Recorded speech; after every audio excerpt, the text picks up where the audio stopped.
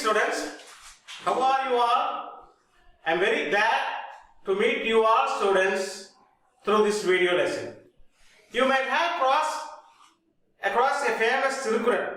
Udukai Elandavan Kaipol Ange Udukan Kalaibada Nattu. As hand of him whose vesture slips away, friendship advance, the coming grief will stay.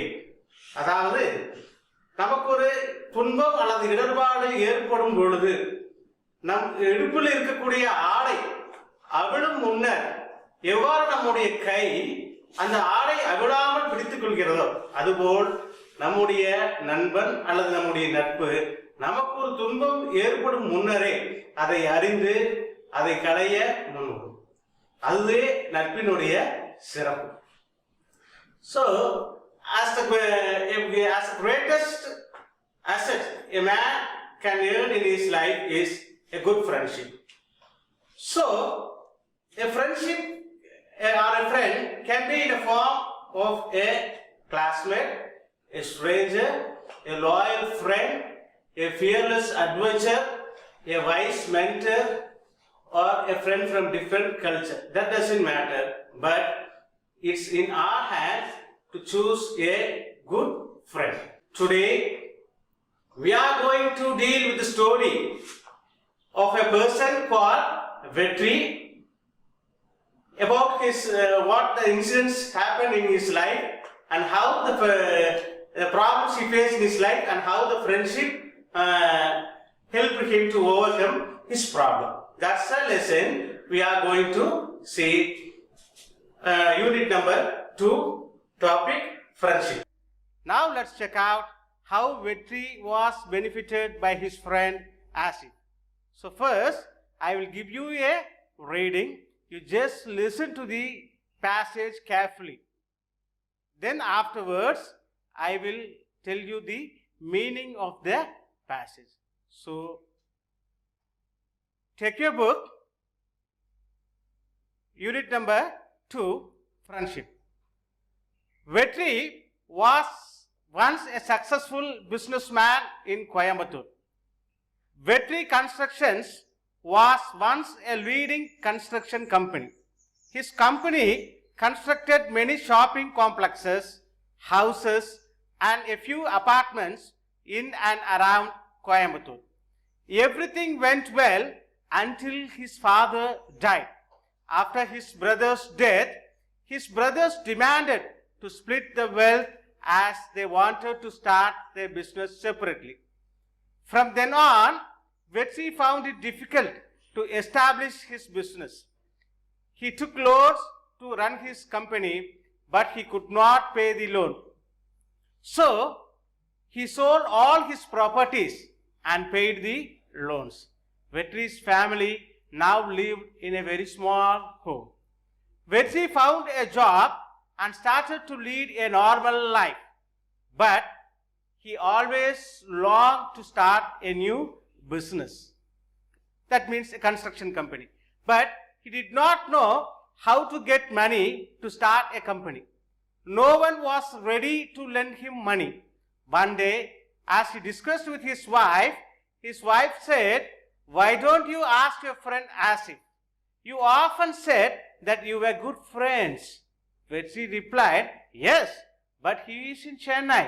He is very busy with his business. I don't think it would be easy to meet him now." Wife asked, "Why don't you give it a try?" Vetri said, "I haven't seen him for a long time. What will he think of me if I ask him help now?" The wife said, "Then forget the plan to start a business." Vetri, after a deep thought, decided to meet his friend. He told his wife about his decision and took the next available train to Chennai. So students, இப்போ நீங்க கவனிச்சீங்க இல்லைங்களா? இப்போ the meaning பாருங்க. Vetri was once a successful businessman in Coimbatore. Vetri ஒரு நல்ல தேர்ந்த வெற்றிகரமான தொழிலதிபராக கோயம்புத்தூர் நகரத்தில் இருக்கார். Vetri Constructions was once a leading construction company. அவங்களுடைய தொழில் என்ன அப்படின்னு பார்த்தீங்கன்னா ஒரு கட்டுமான நிறுவனம். கட்டடங்கள் கட்டி கொடுக்கக்கூடிய ஒரு கட்டுமான நிறுவனத்திற்கு அதிபதியாக இருக்காங்க. His company constructed many complexes, houses and a few apartments in and around Coimbatore. His company constructed many shopping complexes, houses and a few apartments in and around Coimbatore.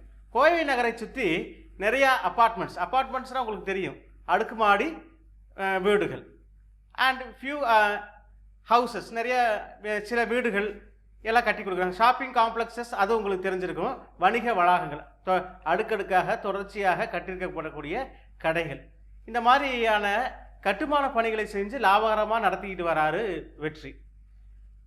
Things vent well until his father tight. எல்லாமே நல்லா தான் போயிட்டு இருந்துச்சு அவருடைய அப்பா இறக்குற வரைக்கும். After his fathers death his brothers demanded to split the wealth as they wanted to start their business separately. ஒரு குடும்பத்தில் சண்டை சச்சரவுகள் ஏற்படுறது சகஜம் தானுங்களே.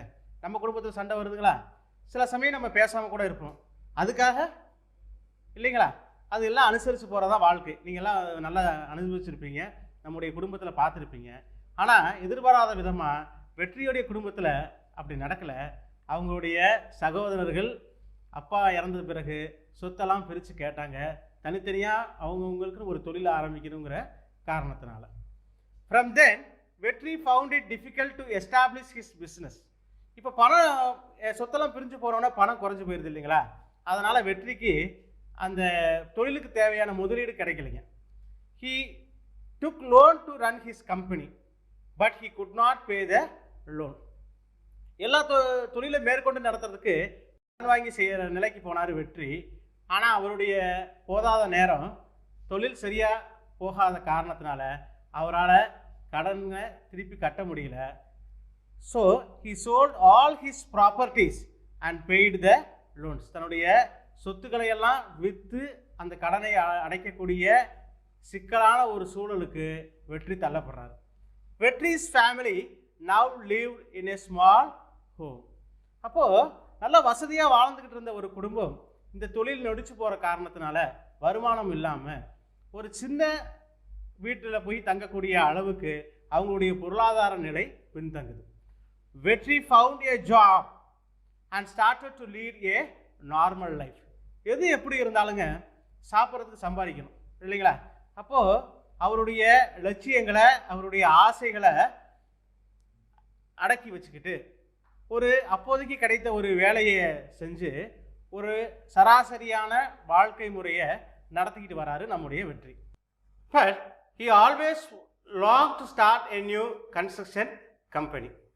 என்ன நடந்தாலுங்க வாழ்க்கையில் எவ்வளவு பின்னடைவு சந்தித்த போதிலும் வெற்றிக்கு அந்த கட்டுமான நிறுவனத்தை முதலிருந்து ஆரம்பித்து வெற்றிகரமாக நடத்தணுங்கிற அந்த ஆசை தீராத ஆசையாக இருந்துக்கிட்டே தான் இருந்துச்சு. But he did not know to get money to start a company. ஆனால் அந்த தொழிலை மீண்டும் செய்கிறதுக்கு போதுமான பணம் எப்படி திரட்டுறது, பணத்தை எப்படி ஏற்பாடு செய்கிறது அப்படிங்கிறது தான் வெற்றியினுடைய பிரச்சனையாக இருந்துகிட்டு இருந்துச்சு. No one was ready to lend him money. யாருமே அவருக்கு பணம் கொடுக்க முன் வரலை. ஏன்னா ஏற்கனவே அவர் தொழிலில் நஷ்டப்பட்டிருக்காரு இல்லைங்களா. அப்போது நடைமுறை வாழ்வில் நிறைய பொருளாதார சிக்கலை சந்திச்சிருக்காரு இல்லைங்களா. அப்போது கஷ்டத்தில் இருக்க நமக்கு யாராச்சும் உதவ முன் வருவாங்களா? வரமாட்டாங்களே. அதே நிலைமை தான் வெற்றிக்கும் ஏற்பட்டுச்சு. யாரை கேட்குறது, என்ன பண்ணுறது, அடுத்து என்ன நடக்கும் அப்படிங்கிற குழப்பத்திலையும் தடுமாற்றத்திலையும் வெற்றி மனப்போராட்டத்தில் தவிச்சுக்கிட்டு வந்தார். One day as he discussed with his wife said, why don't you ask your friend Asif? தன்னுடைய மனைவி கிட்ட இதை பற்றி பேசும்பொழுது, நீங்கள் ஏன் உங்களுடைய நெருங்கிய நண்பரான ஆசிஃப் கிட்ட இது பற்றி கேட்கக்கூடாது, ஏன் தொழில் தொடங்குவதற்கு பண உதவி கேட்டு உங்கள் நண்பரை கேட்கக்கூடாது அப்படின்னு வெற்றியுடைய மனைவி யோசனை சொன்னாங்க. You often said that you are good friends. Vetri replied, yes, but he is in Chennai. He is very busy with his business. I don't think it would be easy to meet him. அப்போ வெற்றி அதுக்கு பதில் சொன்னார், இல்லை இந்த மாதிரி வெற்றியை என்ன சொன்னாருன்னா, நான் ஆசிஃபை சந்தித்து ரொம்ப நாள் ஆயிடுச்சு, இப்போது இவ்வளோ காலம் எந்த தொடர்பும் இல்லாத நிலையில் திடீர்னு நான் போய் ஒரு உதவி கேட்டேனா இந்த உதவிக்காக மறுபடியும் இந்த நட்பு பாராட்டின மாதிரி ஆயிராதா? அது நட்புக்கு இழுக்கல்லவா? நான் எப்படி அந்த உதவியை கேட்க முடியும் அப்படின்னு வெற்றி மலைச்சு நின்னார். Wife said, then forget the idea to start a new business. அப்படின்னா தொழில் தொடங்கக்கூடிய அந்த முயற்சியை நீங்கள் மறந்துட வேண்டியது தான் அப்படின்னு அவங்களுடைய மனைவி சொல்கிறாங்க. வெற்றி after deep thought decided to meet his friend. He told his wife about his decision to took the next available train to Chennai. அப்போது கடுமையான மனப்போராட்டத்திற்கு பிறகு சரி நண்பனை போய் ஆசிஃபை போய் பார்த்து உதவி தான் கேட்போமே அப்படிங்கிற ஒரு முடிவெடுத்த வெற்றி கிடைச்ச அடுத்த தொடர் வண்டியில் சென்னைக்கு பயணமாகிறார். So students, let us consolidate all those we learned in this section. Vetri was a successful businessman. His company name is Vetri Constructions. His company constructed many apartments and houses in and around Coimbatore. His brothers demanded partition, so he faced heavy loss, and as a result, he was lacking of funds. But he was always interested in starting a new construction company. So his wife advised him to meet his friend Asif, who is in Chennai. But Vetri hesitated to meet him. After a deep thought, he decided to meet him and he started to Chennai. So students, now we are moving to the next section.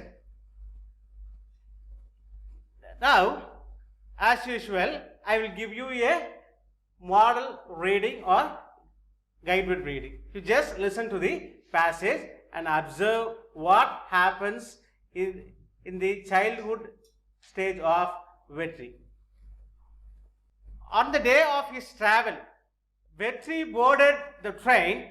His memory went back to his school days. They lived in a beautiful village, Keelakudi, near Coimbatore. The village had a middle school in the outskirts. It is in this school where Vetri had met Asif. The students and teachers of the school would never forget Vetri and Asif and their friendship. They were always together in learning and playing. Their friendship started on the first day of school. When Vetri's parents dropped him at the school, he started crying. Asif consoled him with a chocolate and said, "Don't cry, we will play after the bell."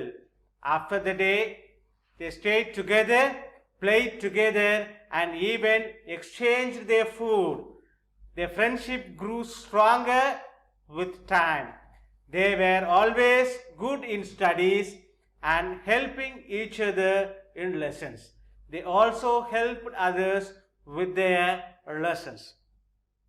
One day, there was a quarrel between Vetri and Asif's family, and both families stopped talking to each other. To everyone's surprise, they continued to be good friends.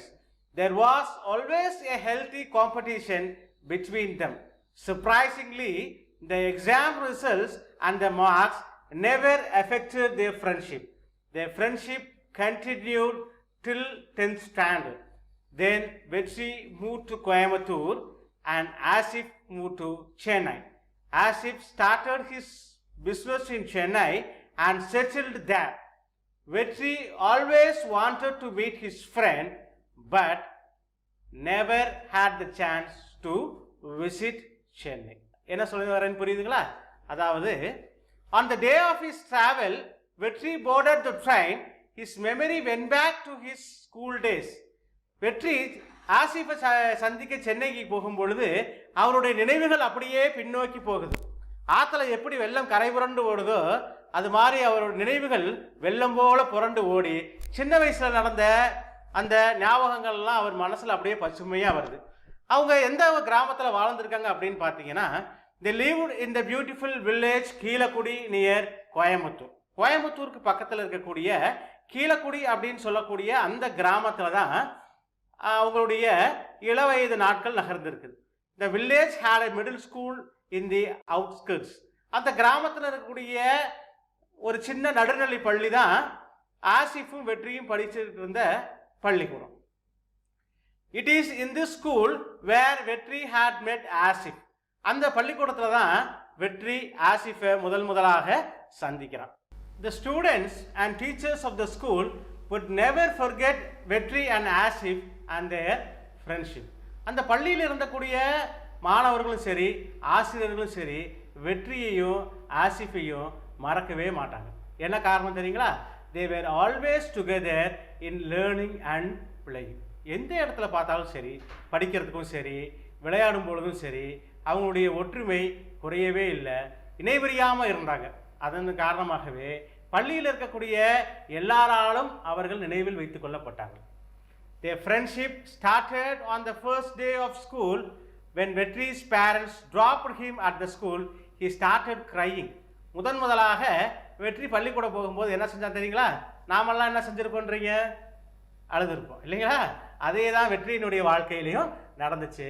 வெற்றியினுடைய அப்பா அவனை பள்ளிக்கூடத்தில் கொண்டு வந்து விடும் பொழுது வெற்றி பயங்கரமாக அழுதுனால வெற்றி அவங்க அப்பா அவனுக்கு ஒரு சமாதானப்படுத்தி அவனை பள்ளியில் விட்டுட்டு போகிறார். Asif consoled him with a chocolate and said, "Don't cry, we will play after the bell." இந்த இடத்துல தான் அந்த நட்பு வேலை செய்யுது. பாருங்கள், ஆசிஃப் என்ன பண்ணுறான், அவனும் அதே வகுப்பு படிக்கக்கூடியவன் தானே. அவன் எவ்வளவு பொறுப்பா வெற்றிகிட்ட, நான் உனக்கு சாக்லேட் தரேன், நான் உனக்கு இனிப்பு தரேன், நீ அதை சாப்பிடு, நாம் பள்ளிக்கூட நேரம் முடிஞ்ச பிறகு ஒன்றா விளையாடலாம், இப்போ நீ அழுகாத அப்படின்னு அந்த இளம் வயசுலேயே வெற்றிக்கு ஆறுதல் சொல்லி அவனை சமாதானப்படுத்தி பள்ளிக்கூடத்தில் இருக்க வச்ச பங்கு ஆசிஃபுக்கு உண்டு. They stayed together, played together and even exchanged their food. அவங்க ஒன்றா படிக்கிறாங்க, ஒன்றா விளையாடுறாங்க, மதியம் அவங்க வீட்டிலேருந்து கொண்டு வரக்கூடிய உணவுகளை பரிமாறிக்கிறாங்க. அதாவது நம்ம வீட்டில் நம்ம நண்பர்களோடு நம்ம செய்கிறோம் இல்லைங்களா, நம்ம வீட்டிலேருந்து கொண்டு வர உணவை நம்ம நண்பர்களுக்கு கொடுப்போம், நண்பர்கள் கொண்டு வந்திருக்க உணவை நாம் வாங்கிக்குவோம். அது அந்த வெற்றியும் ஆசிஃப் வாழ்க்கையிலையும் அதுதான் நடந்துச்சு. The friendship grew stronger with time. நாளாக நாளாக எப்படி விதைக்குள்ளே இருக்கக்கூடிய விருட்சம் வளருமோ அது மாதிரி நாளாக நாளாக வெற்றியும் ஆசிஃபினுடைய நட்பு வளர்ந்து கொண்டே போகுதுங்க. They were always good in studies and helping each other in lessons. அந்த நட்பில் நமக்கு சொல்ல வேண்டிய ரொம்ப முக்கியமான விஷயம் என்னன்னு பார்த்தீங்க அப்படின்னா, ஒருத்தருக்கு ஒருத்தர் படிப்பில் மதிப்பெண்கள் பெறுவதில் ஒருத்தருக்கு ஒருத்தர் நல்லா உதவி செஞ்சுக்கிறாங்க, சொல்லி கொடுத்துக்கிறாங்க, தெரியாத பாடங்களை சொல்லி கொடுத்துக்கிறாங்க. They also helped others with their lessons. பார்த்தீங்களா, அவங்களுடைய வீட்டு பாடங்கள்லையும் சரி தேர்வுக்கு தயாராகும் போதும் சரி பாடங்களை ஒருத்தருக்கு ஒருத்தர் நம்ம வகுப்பில் கற்றுக்கிட்டதை வீட்டில் போய் நம்ம கருத்துக்களை பரிமாறிக்கிட்டோம்னா ரொம்ப சுலபமாக அந்த பாடம் இன்னும் நல்லா புரியுங்க. One day there was a quarrel between வெற்றி அண்ட் ஆசிஃப் ஃபேமிலிஸ். நாள் எல்லா நாளும் நல்ல நாளாகவே இருக்குங்களா? அது மாதிரி என்ன ஆயிடுச்சு, இப்படி நல்லா போயிட்டு இருந்த அந்த நண்பர்கள் குடும்பத்தில் ஒரு பெரிய பிரச்சனை வந்துடுச்சு. ரெண்டு குடும்பங்களுக்கு இடையில் பிரச்சனை வந்தனால என்ன ஆயிடுச்சுன்னா பேச்சுவார்த்தை இல்லாமல் போயிடுச்சுங்க. But to every one surprise they continue to be good friends. இந்த குடும்பத்தினுடைய சண்டை வெற்றியும் ஆசிஃபுடைய நட்பை பிரிச்சிருக்கும்னு நீங்கள் நினச்சிங்கன்னா அதுதான் இல்லை. அந்த நட்பு தொடர்ந்து இன்னும் வளரவே செஞ்சது. அவங்களுக்குள்ள there was always a healthy competition between them. அவங்களுக்குள்ள ஒரு ஆரோக்கியமான போட்டி நிலவுச்சுங்க. அது என்ன ஆரோக்கியமான போட்டி? பக்கத்தில் உட்கார்ந்து இருக்கக்கூடிய நம்ம நண்பர்களை அடிக்கடி கிள்ளி வைக்கிறோமே வகுப்பில், அது மாதிரிங்களா? அல்ல. ஆரோக்கியமான போட்டி அப்படிங்கிறது ஒருத்தருடைய முன்னேற்றத்திற்கு இன்னொருவர் பக்கபலமாக இருக்கிறது.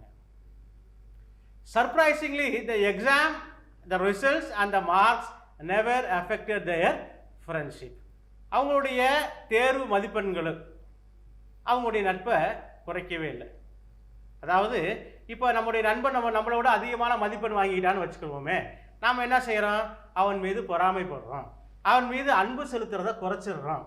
இது நடைமுறை வாழ்வில் நடக்குது. Surprisingly, The exam, the results and the marks never affected their friendship. அவங்களுக்கிடையே நடந்த அந்த தேர்வுகளோ அவங்க அந்த தேர்வில் பெற்ற மதிப்பெண்களோ அவங்களுடைய நட்பை கொஞ்சமும் குறைக்கலைங்க. இப்போ வழக்கமாக பார்த்தீங்க அப்படின்னு கேட்டிங்கன்னா, நம்முடைய பள்ளி வகுப்பறையில் நம்மை விட நம்முடைய நண்பர்கள் அதிகமான மதிப்பெண்கள் பெற்றால் என்ன ஆகுதுங்க? நாம் அதை மகிழ்ச்சியாக ஏற்றுக்கிறோமா? இல்லை. மாறா அவர்களின் பால் நம்ம செலுத்தக்கூடிய அன்பை என்ன செஞ்சிடறோமுங்க? குறைச்சிடுறோம்.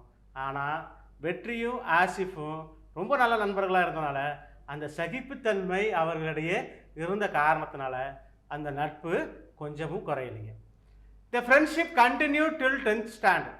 10ஆம் வகுப்பு வரைக்கும் 2 பேரும் ஒன்றாகவே படித்து வராங்க. அப்புறம் காலச்சூழலில் நாட்கள் மாறுது இல்லைங்களா, காலங்கள் ஓடுது இல்லைங்களா. Then வெற்றி moved to Coimbatore and Asif to Chennai. வெற்றி கோயம்புத்தூருக்கும் ஆசிஃப் சென்னைக்கும் போயிடுறாங்க. Asif started a business in Chennai and settled there. Asif என்ன பண்ணுறாரு, சென்னையிலே போய் தங்கி அங்கே ஒரு வியாபாரத்தை தொடங்கி அங்கே ஒரு மிகப்பெரிய பிரபலமான ஒரு மனிதராக மாறிடுறாரு. வெற்றி always wanted to meet his friend Asif, but he never had a chance to go to Chennai. வெற்றிக்கு தன்னுடைய நண்பன் ஆசிஃபை போய் பார்க்கணும் அப்படிங்கிற ஆசை இருந்தாலுங்க, காலச்சூழல், நேரம், பணிச்சுமை இதெல்லாம் காரணமாக அவரால் சென்னைக்கு போய் தன்னுடைய நண்பனை சந்திக்கவே முடியலைங்க. Dear students, now let's have a look at the consolidation for section 2. Vetri boarded in the train, and while boarding, his memories went back to Keelakudi, where he and Asif studied in the middle school on the outskirts of the village. Vetri and Asif was always together learning and playing. On the first day, when Vetri's parents dropped him at school, Vetri started crying. Asif gave him a chocolate and consolidated him. They even exchanged foods and were united together. There was a quarrel between the two families, but even the quarrel cannot disturb their friendship. Asif and Vetri remained good friends, and there was a healthy competition between those two. Their friendship lasted till 10th standard. Vetri after then moved to Coimbatore and Asif moved to Chennai. Dear students, we are moving to the third section of this lesson. Vetri went straight to Asif's office. As he reached the gate, the security stopped him. "Whom do you want to meet, sir?" asked the security. Vetri nervously said, "I want to meet Asif. I am his friend." The security was astounded. "Mr. Asif is our MD. Are you sure you want to meet him?" Vetri hesitantly said, "Yes, I am his friend. I am from his native place." The security said, "Check with the people in the reception, sir. I don't know if you will get an appointment." Vetri walked into the reception. The receptionist asked him, "How can I help you?" Vetri said, "Can I meet your MD? Please tell him Vetri from Keelakudi has come to meet him." Suddenly, the receptionist rose from her chair. The door behind Vetri opened. Vetri got a pat on his back. "Finally, you found me. I saw you through the CCTV camera," said Asif. Vetri was dumbfounded. Vetri gathered, "No, Asif, I never got a chance to visit Chennai. Now I have come to attend my friend's wedding, so I thought I will come to meet you." They spoke about their school days and the fun they had. Then they discussed about their business. Asif took Vetri to home for lunch. Vetri was surprised to see that everyone in Vetri's house knows him. Asif's wife said, "We all know you, but this is the first time we are meeting in person." He said he stayed till the evening, and Asif dropped him in the railway station. Vetri reached home and told his wife everything in detail. She knew her husband, so she didn't ask anything else. 2 days later, Vetri received a call.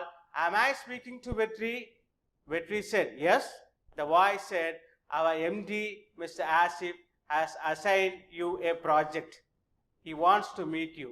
Will you be able to come to Chennai?" Vetri couldn't believe it. வெற்றியினுடைய அந்த பொருளாதார சிக்கலை வெற்றி சொல்லாமலேயே ஆசிப் தெரிஞ்சு வச்சிருந்திருக்கிறார்.